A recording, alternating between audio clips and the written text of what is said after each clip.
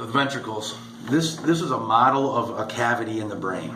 These are the ventricles. So keep in mind it's a model of empty space. I'll turn it on the side.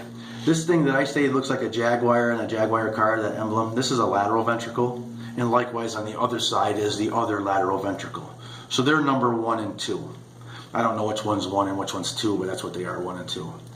And then traveling down from the lateral ventricle into the third ventricle is this interventricular foramen and that interventricular foramen. So here's an interventricular foramen and here's an interventricular foramen. Now I'm in the third ventricle. And the third ventricle is right here.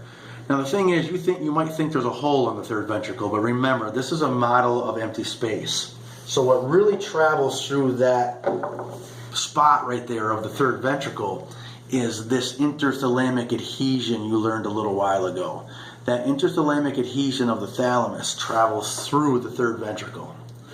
So this is the whole third ventricle, and then traveling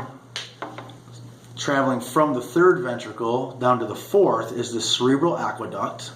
That's the cerebral aqueduct. And then this is the fourth ventricle. Now if you look at this version of the fourth ventricle, you have 2 lateral apertures and 1 median aperture. These apertures are how the CSF gets out of the fourth ventricle. So those are the ventricles. Now there's a couple other things I need to show you. One is this. I'm going to show you that these weren't made to fit together, but we're lucky that they kind of do. And if I put this part of the brain into the ventricles like that and just hold it so it doesn't fall apart, that's how the ventricles sit on the brain, right there. That's how they sit on the brain. Now knowing that, notice I have 2 lateral ventricles up here. If I take the ventricles out and I look where those lateral ventricles were, I see this blood vessel plexus right here. This is a choroid plexus. And that's the choroid plexus of the lateral ventricle.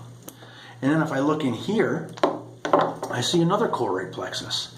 And that's the choroid plexus of my third ventricle. And the model doesn't show you the choroid plexus of the fourth ventricle. In addition, there's one other structure that separates the lateral ventricles. And that's this structure right here. It's right below the corpus callosum, right above the fornix. So this is fornix. This is corpus callosum. This structure is called the septum pellucidum. Behind that septum pellucidum, if I were to stick my stick through it, I would be in the lateral ventricle. You can also see it over here, and it has a number. This septum pellucidum right here is numbered number 11, whereas 12 is the fornix and 10 is the corpus callosum.